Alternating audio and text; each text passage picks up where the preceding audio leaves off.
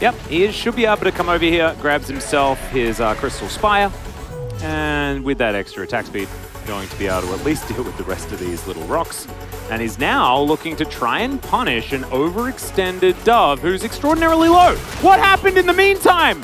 As Trial by Fire almost just kills him, and Dread is going to be gifted first blood. Canna put in all the work, and the little Skarner comes over and gets himself a Lulu as well as a Trundle. Croco also making sure he deals with the Spire first, fighting a Trundle on his Spire. Definitely a dangerous choice to make, as I've seen this before. Yep, he's going to be turned into a little snowman, does manage to walk his way out. That actually, I think, changed the size, and so he could actually walk past. It was very, very cute, that interaction. Cannon Barrage has come on through here, as there is no Impale. However, BDD does have Emperor's Divide that he's going to swiftly miss.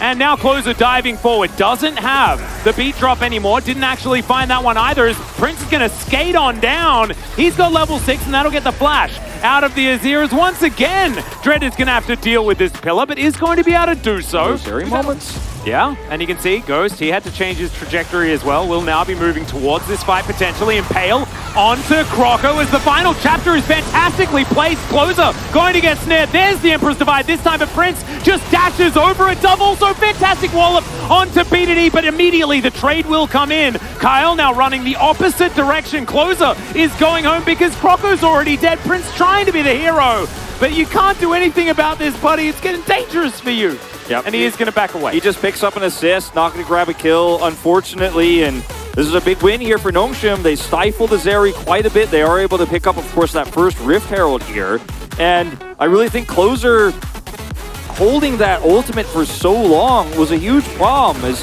if he actually starts this fight off here and just goes instantly onto the enemy Skarner, hits a two-man there, then the Narbar is way easier to use for Dove.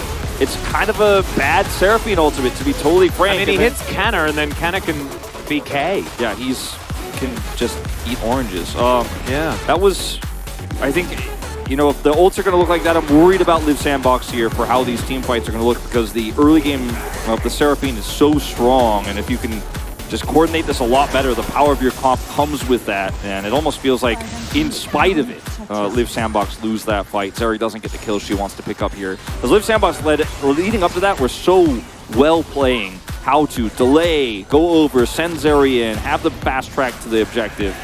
Just couldn't stick the landing. Dread has Flash, and the Impale is about to come back up. The rest of Liv Sandbox are coming on over. He's going to have to book it out of here. Does have Zoomies available as the beat drop just barely misses. Good flash angle from Dread.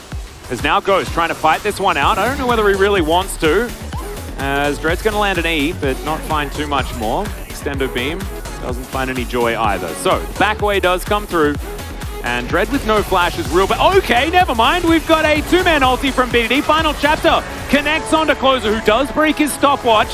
And now the Impale is going to come in. Croco's the target. Ghost changes his mind on who he wants to hit. And it's a good choice there, as well as now Prince trying to battle against the on-the-hunt Sivir, flashing on forward. That's the Ghost we've wanted to see all season long. And it's a triple kill for BDD's Azir. This is almost going to be what breaks the back of Liv Sandbox here. Yeah, they take a 2 Drake lead here, and they win the neutral exchange that happened. And Liv Sandbox are down to the wire communicating. Ults up in 3, ults up in 2, ults up in 1, but it's just too late. Yeah, and BDD calling it out here. He's like, I found my angle.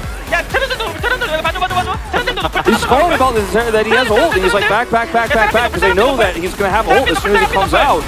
And they still end up winning the fight. That was so beautifully played. Everybody splits. BDD's calling the fight. And like both teams 100% focused on the fact that when he walks out of that stopwatch, he's going to have the ult. BDD calls it out. Everybody splits. Man, I'm going to cry. Happy BDD, dude. We haven't seen happy BDD for so long. We saw a glimpse of it against KT in that pentakill moment, in that one game. This is a game 3, Wolf. They have a 4,000 gold lead against Liv Sandbox, who are 3rd placed in the LCK right now. This is what we've known this team is capable of. There's the Impale. Dove is the real dead, guys. That's a flash from Canna. He's feeling it as well. Dread will lock down the kill. 2-0 and 4 on the Skarner. Someone call Captain Flowers. This pick is busted. And as I say it, I'm going to cast a curse the heck out of him. Although Yuumi exists, so never mind. He's fine. Barrel chain set up here for Kana makes it very difficult to chase. as Liv Sandbox here. I can't believe I didn't see this immediately as soon as the Skarner was locked in, because this is what makes this comp make so much sense. Closer. Now, we've got a 5v5. Dove on a flank angle, spotted out by that control ward. Closer needs somebody to extend his encore. Like, this is not the angle you want.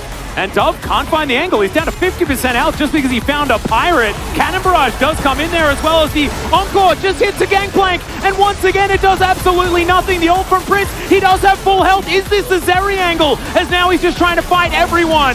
The Skarner locks down the Dragon. Prince is still full though. This is a huge problem. Cannon trying to run it out as Prince is skating on over. There is no Impale now though, and the pirate will be punished. Hey, good shielding there coming from Closer. That was his real big impact in the fight. It was not his ultimate, but his ultimate buys enough time for Prince to close the gap, press that R button, and start to pop off in this longer exchange. Now, Liv Sandbox not target here as Rift Herald is just going to move down the mid lane. Yeah, the Sundis turret is getting so much value. Kana has teleport and Cannon Barrage, so he is twofold with his team, actually, while also being in a side lane that is unanswered. Then he could just bounce back over to the Drake here when it spawns in 20. Notion is playing a way better macro game this series than Liv Sandbox. When they're this far ahead, it's really easy to do, but they're just not messing it up. They're not missing a beat. They are pushing this advantage to the maximum of its potency. Yeah, they're just being ran around as now Cannon's going to find an angle onto Croco here. It's a decent use of the pillar, but it's not really going to do too much good work here as Dove is just going to explode. The Impale works out. BDD finds the backline as well. Liv Sandbox try to limp away from this fight. Or do they? Because Liv Sandbox like going forward. They don't like going back. Nongshim are pretty happy about that whole situation. No Dread setup. finds the E there. It's going to find the little stun onto the Trundle, who is able to run it out. BDD shifting more sands closer to Closer. And yeah, you might get wild growth, but you're dead this time, Trundle. Croco not going to find that. They could have been, but they're grouped up for it now. Yeah, and Ghost has a lot of damage this time around. This isn't Lethality's Eye. This is Kraken Slayer Sivir. And yes, there's not a whole lot to bounce these ricochets off, but he's still going to be able to do a heck of a lot of work if given the opportunity. And Dread, 404, problems not found on this Skarner, having a great game. Yeah, Deadman's played super early in this game, plus Chem Tank, plus the Predator that we were asking for from Cuz. Went for the phase rush instead. He just can get on top of somebody so easily and so quickly. And I believe should have Flash coming up here fairly soon as well. Yeah, it's coming up in just a few seconds. He is going to be able to threaten so much off the side of Liv Sandbox that they have to play so back, so defensively. Closer again has ultimate, but they have not been great at setting these up. We haven't seen a really huge Seraphine ult this entire game, and there was the one they were trying to set up outside of the stopwatch there, but that was also shut down. Well, On the Hunt has been popped. This is Turbo Skarner mode. And he's going fast. He's getting a Spire. He got a Spire. I think Liv Sandbox should be, or rather, Nongshim rather, should be a little bit more comfortable starting Baron and being ready to turn. Because their comp has incredible turn when they have all their ultimates. Especially if they can force Closers out. They will crack his crown. Yeah, so Predator's on cooldown, Chem Tank's on cooldown, and On the Hunt's on cooldown. But, I mean, these are sort of more engage tools, not damage or teamfight tools necessarily. As BDD over the wall, they are going to start off this Baron. So, Liv Sandbox do have access to this area, but Canna has access to barrels, and that's what he loves, as Dove's going to fly on over here, takes the majority of his health bar as soon as he hops in.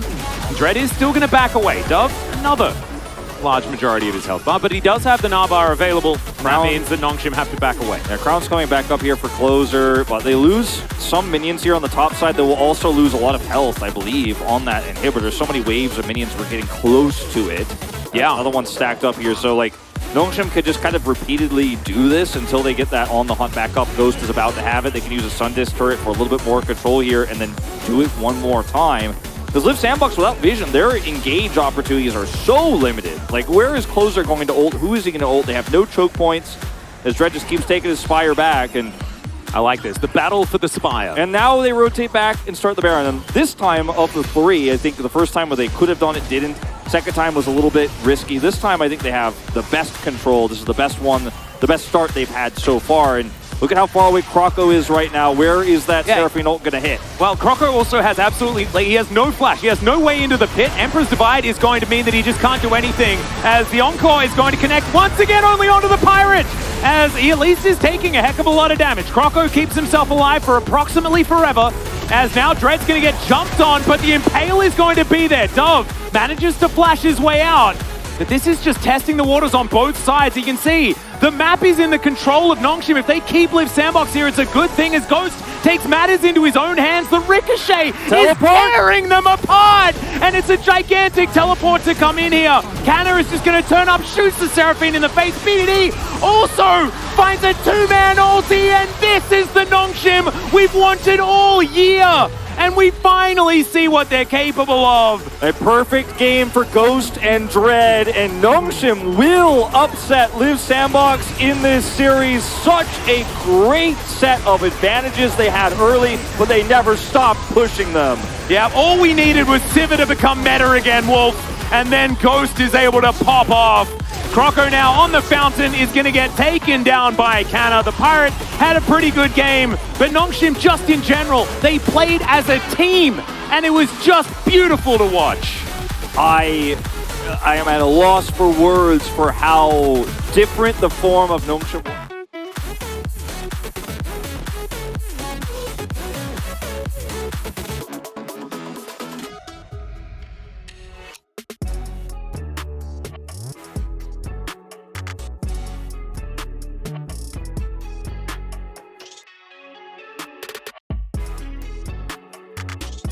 To Nongshim as they do manage to win this series. BDD gets so high-pitched in these moments, it's really hard to even understand what he's saying for me, hearing the second, audio that we have here. But look at him call it. Yeah. And just push mid, push mid. That's the actual BDD flank angle though, right? He found it. We got so used to seeing it, but 0 and 7 on the Azir this season, it has been few and far between. It's great to be reminded how good this guy is on this champion. Kill him. Look at how happy everybody looks. This is just like such a treat for anybody who's a Nongshim fan, but I think even for those who are not, just to